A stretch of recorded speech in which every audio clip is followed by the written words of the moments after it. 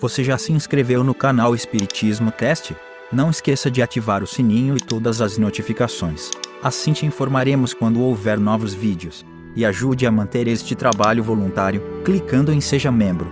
Com isso você nos ajuda a produzir mais conteúdo sobre nossa rica doutrina, com a melhor qualidade técnica possível. E não se esqueça de clicar no like e compartilhar com seus amigos. Gratidão pela sua presença.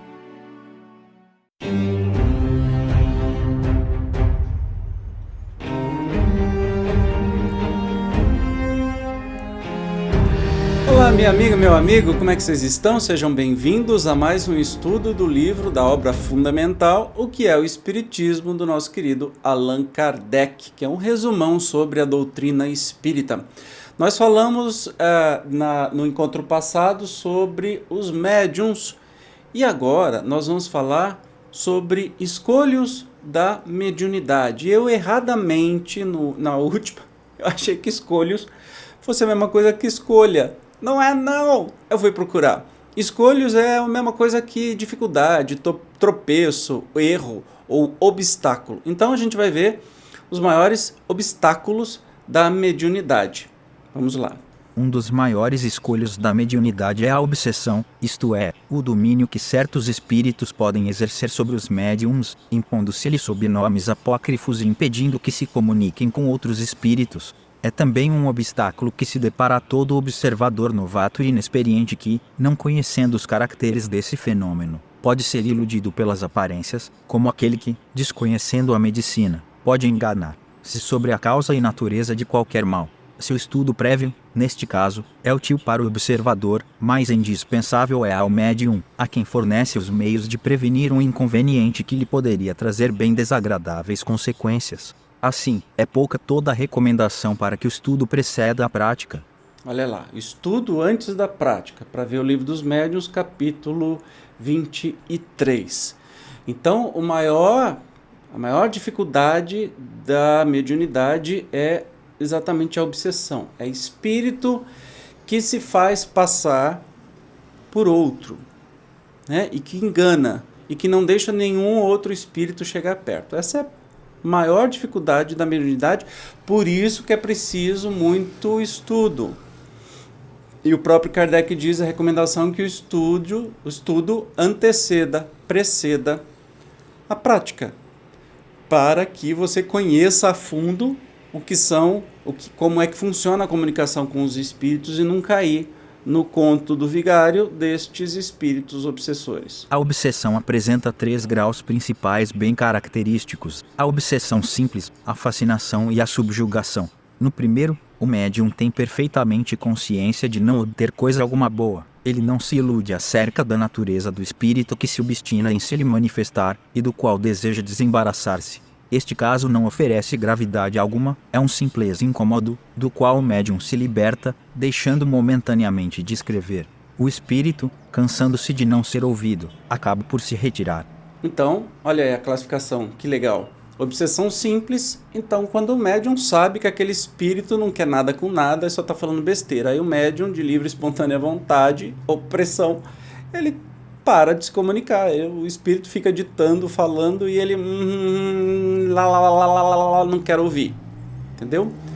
Já a fascinação obsessional é muito mais grave porque nela o médium é completamente iludido, olha o perigo. O espírito que o domina apodera-se da sua confiança a ponto de impedi-lo de julgar as comunicações que recebe, fazendo-lhe achar sublimes os maiores absurdos. O caráter distintivo deste gênero de obsessão é provocar no médium uma excessiva suscetibilidade e levá-lo a não acreditar bom, justo e verdadeiro senão o que ele escreve, a repelir e, mesmo, considerar mal todo o conselho e toda a observação crítica, preferindo romper com os amigos a convencer-se de que está sendo enganado, a encher-se de inveja contra os outros médiums cujas comunicações sejam julgadas melhores que as suas, a querer impor-se nas reuniões espíritas, das quais se afasta quando não pode dominá-las. Essa atuação do espírito pode chegar ao ponto de ser o indivíduo conduzido a dar os passos mais ridículos e comprometedores. Pausa dramática. Eu nem preciso falar muito, né? Só com essa breve descrição Eu já pensei em um monte de médium. Um monte de médium. Faz sucesso, que escreve livro e tudo mais. Né? Que está sempre competindo, só o que ele escreve é certo. Está fascinado. O espírito está o fascinando e ele acha que só aquele espírito está certo, que tudo está certo e que ele tem que dominar, senão ele se afasta ou ofende outras pessoas. Conheço muitos médiuns assim. Muitos, infelizmente. Um dos caracteres distintivos dos maus espíritos é a imposição. Eles dão ordens e querem ser obedecidos. Os bons nunca se impõem, dão conselhos e, se não são atendidos, retiram-se. Resulta daí que a impressão que em nós produzem os maus espíritos é sempre penosa, fatigante e muitas vezes desagradável. Ela provoca uma agitação febril, movimentos bruscos e desordenados. A dos bons, pelo contrário, é calma, branda e agradável. Presta atenção nas palavras-chave, né? Um dos caracteres que mostram o espírito obsessivo ou maus espíritos é a imposição. Eles dão ordem e querem ser obedecidos. Os bons espíritos dão conselhos. E se o médium não segue, eles se afastam. As manifestações dos maus espíritos são sempre febris, muito perturbadoras. O médium chega a passar mal.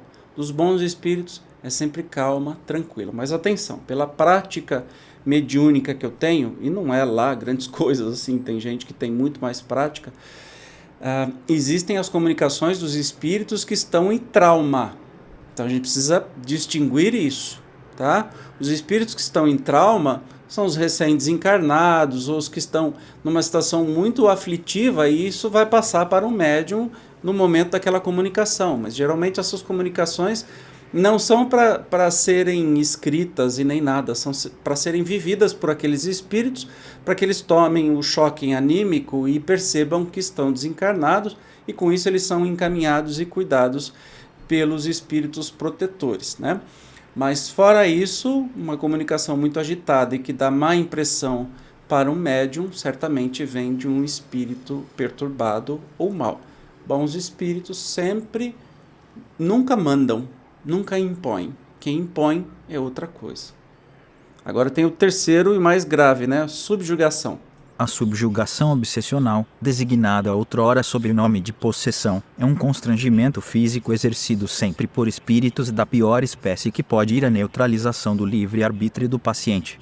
Ela se limita, muitas vezes, a simples impressões desagradáveis, porém, muitas vezes provoca movimentos desordenados, atos insensatos, gritos, palavras injuriosas ou incoerentes, de que o subjugado, às vezes, compreende o ridículo, mas não pode abster-se. Este estado difere essencialmente da loucura patológica com que erradamente a confundem, pois na possessão não há lesão orgânica alguma, sendo diversa a causa. Outros devem ser também os meios de curá-la. A aplicação do processo ordinário das duchas e tratamentos corporais poderá, muitas vezes, determinar o aparecimento de uma verdadeira loucura, onde só havia uma causa moral. Olha que interessante, né? Nesse momento, a loucura, propriamente dita, né, era pouco estudada. Hoje nós temos todas as doenças mentais estudadas e tudo mais, não existem mais manicômios, graças ao bom Deus, e os hospitais psiquiátricos geralmente são cuidados por instituições espíritas, porque muita coisa que os médicos porventura venham classificar como doença mental é simplesmente mediunidade, especialmente se tiver na obsessão, né? Uma subjugação obsessional, ou seja, é aquele possuído que a gente vê nos filmes, então o espírito toma conta do corpo da pessoa, mas isso aconteceu muito devagarinho e a pessoa sempre cedeu. Então não é que vai aparecer um espírito aqui, tomar conta do meu corpo e fazer o que quiser. Não, isso não existe. Lembra que para uma comunicação tem que ter afinidade fluídica, tem que ter afinidade moral, tem que ter uma série de... Por que para a obsessão seria diferente? Tem que ter desejos iguais, afinidade de caráter, afinidade... Então, o obsidiado não é uma vítima, ele colabora para que isso aconteça. Não é do nosso julgamento ficar apontando o dedo ou julgá-lo, e sim ajudá-lo, mas essa obsessão vai terminar quando ele mudar de disposição mental, claro que precisa ser ajudado, mas ele precisa querer não mais participar desse dueto, que é um dueto, um espírito do lado de lá, um espírito do lado de cá, que se junta para fazer as coisas, entende? Então a gente percebeu aí os três tipos de obsessão, né? Da mais leve à mais poderosa aí. Na loucura propriamente dita, a causa do mal é interna. Importa restituir o organismo ao seu estado normal. Na subjugação, essa causa é externa, e tem-se necessidade de libertar o doente de um inimigo invisível, não lhe opondo remédios materiais, porém uma força moral superior à dele. A experiência prova que nunca, em tal caso, os exorcismos produziram resultado satisfatório, antes agravaram que minoraram a situação. Então, quando se fala de autoridade moral, é justamente alguma pessoa realmente bondosa de coração que vai ter autoridade moral para ajudar este médium, sim, obsidiado.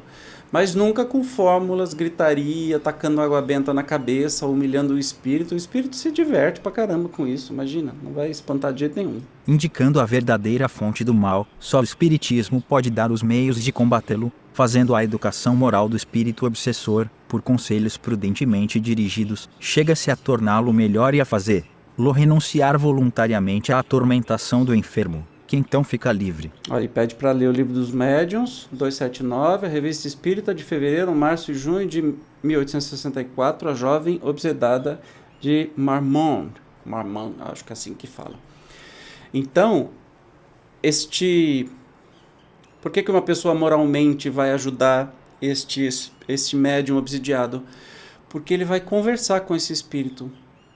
E pela lógica e pelo amor, uma postura amorosa, que é o que é adotada nas sessões mediúnicas, quando você vai falar com espíritos sofredores, ele te enxerga inteiro, ele sabe o que você está pensando.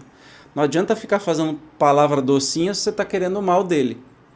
Então, se seu coração é verdadeiro, ele vai entender isso e o amor vai tomar conta. E assim vai se educando, né, doutrinando aquele espírito amorosamente. É só assim que consegue terminar uma obsessão. Não é com violência, não é com ficar falando grosso em o nome de Jesus e tacar uma cruz na testa. Isso é coisa de filme, gente. Ou daquelas práticas da Igreja Católica que nunca resolveu absolutamente nada. A subjugação obsessional é ordinariamente individual, quando, porém, uma falange de espíritos maus se lança sobre uma povoação. Ela pode apresentar caráter epidêmico. Foi um fenômeno desse gênero que se verificou ao tempo do Cristo. Só um poder moral superior podia então domar esses entes malfazejos, designados sob o nome de demônios, e restituir a calma às suas vítimas.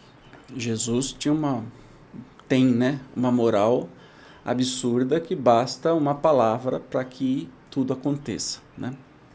Um fato importante a considerar-se é que a obsessão, qualquer que seja a sua natureza, é independente da mediunidade, e que ela se encontra, de todos os graus, principalmente do último, em grande número de pessoas que nunca ouviram falar de espiritismo. De fato, os espíritos, tendo existido em todos os tempos, têm sempre exercido a mesma influência. A mediunidade não é uma causa, mas simples modo de manifestação dessa influência. Pelo que podemos dizer com certeza que todo médium obsidiado sofre de um modo qualquer e, muitas vezes, nos atos mais comuns da sua vida, os efeitos dessa influência que, sem a mediunidade, se manifestaria por outros efeitos, muitas vezes atribuídos a enfermidades misteriosas, que escapam às investigações da medicina. Pela mediunidade o ente maléfico denuncia sua presença. Sem ela, é um inimigo oculto, de quem se não desconfia. Então, a obsessão pode se dar, mesmo que a pessoa não seja médium, mas, sendo médium, o espírito vai se denunciar, né? Porque ele vai se manifestar. Se não for médium, vai acontecer doença, vai acontecer outras coisas na vida, né? Que não vai ficar tão claro assim que é uma obsessão. Os que repelem tudo que não afete os nossos sentidos não admitem essa causa oculta, mas quando a ciência tiver saído da senda materialista, reconhecerá na ação do mundo invisível que nos cerca e no meio do qual vivemos um poder que reage sobre as coisas físicas, assim como sobre as morais. Será um novo caminho aberto ao progresso e a chave de grande número de fenômenos até hoje mal compreendidos. Com certeza isso vai acontecer. Para a gente finalizar o estudo de hoje, nós temos aqui o último item. Como a obsessão nunca pode ser produto de um bom espírito, torna-se um ponto essencial o saber reconhecer-se a natureza dos que se apresentam. O médium não esclarecido pode ser enganado pelas aparências, mas o prevenido percebe o menor sinal suspeito, e o espírito, vendo que nada pode fazer, retira-se. O conhecimento prévio dos meios de distinguir os bons dos maus espíritos é, pois, indispensável ao médium que se não quer expor a cair num laço. Ele o é também ao simples observador, que pode, por esse meio, apreciar o justo valor do que vê e ouve. Entendeu? Então, se você estuda, se você tem uma vida reta, se você faz um trabalho sério na mediunidade, você vai saber reconhecer de primeira e vai fazer parte daquela obsessão casual que você sabe que esse espírito está querendo brincar com você e você corta por aí o mal pela raiz. Não se deixa envolver e ser fascinado por esse espírito e fazer papel de trouxa, né, no movimento espírita, ou pior ainda, ser um obsidiado desse espírito e aí ter consequências terríveis para a sua vida. A bondade divina não nos permitiria ser vítimas do mundo espiritual. Muito pelo contrário, nós é que dominamos com quem a gente quer conviver na vida física e também na vida espiritual. Vigia e ora. Pensamento. Seus pensamentos são bons ou são maus? Seus pensamentos são de bem coletivo ou egoísta? Seus pensamentos são de amor, paz ou são de violência, de raiva, de vingança? Cuidado. O que você pensa, sintoniza. É como se mandasse uma onda de rádio para sintonizar os espíritos que pensam igual. Então, cuidado com o que você está pensando e com as companhias que você escolhe do lado de lá, do lado espiritual. Maravilha? No próximo encontro, nós vamos estudar sobre as qualidades dos médiuns. Eu te espero como sempre. Até lá. Tchau.